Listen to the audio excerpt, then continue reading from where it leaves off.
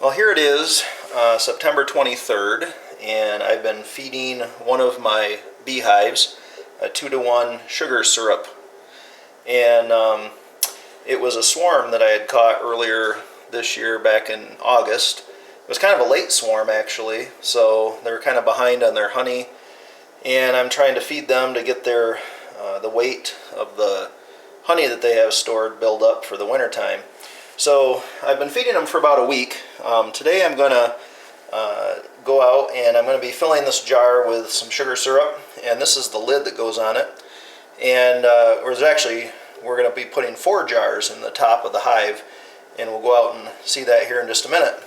But first I want to fill up this first one. This sugar syrup that I made last night, I boiled 7 cups of water, and then I put 14 cups of sugar in it, and so that makes a nice about a gallon, just a little bit less than a gallon. So that ends up working out just about right for 4 of these jars, quart-sized jars, for the top of the hive. So we'll head out to the hive now, and we'll put these this new syrup in. As you can see, the hive is quite active today. There's lots of things going on.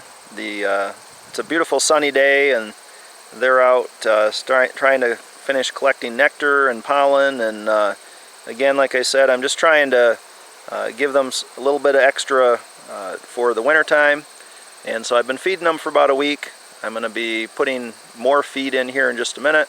You can see that I have 3 brood boxes here. The top one is just basically you put the quart jars in that one. There's nothing else in there other than the feeder, and so you'll see that here in just a minute when I open it up. Okay, so we're going to go ahead and take the top off of here.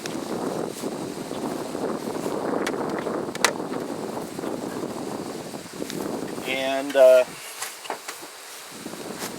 this first jar I had already prepared in the kitchen, so I'm just going to take one of these out and then replace it. Okay, just like that. And so then the next one here, go ahead and fill this one up now.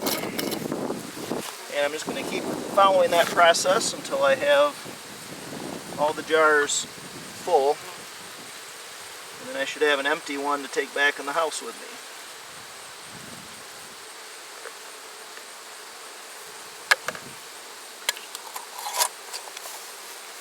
Okay, this will go number 2 here. This box that you can see is sitting over top of the inner cover, and so the bees can come up underneath there, but they can't get actually into that top brood box. So keeps them in the hive and allows me to just take that cover off and not have a big bunch of bees to deal with as that happens.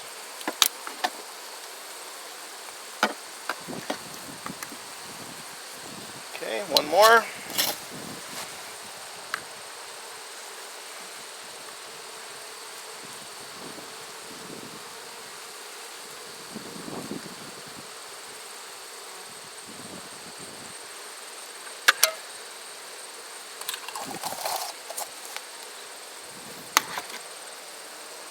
And that's all there is to it. So now they can come up underneath there, and these little holes here, the syrup just seeps through there really slowly, and they'll just come up there and drink that syrup until it's all gone. And now the last time I did this was 3 or 4 days ago. I'm hoping that the more often I do this, they'll slow down a little bit to the point where I can only have to do this once a week, maybe do it 4 or 5 more times or so before I close everything up for the winter. So that's how I feed my bees.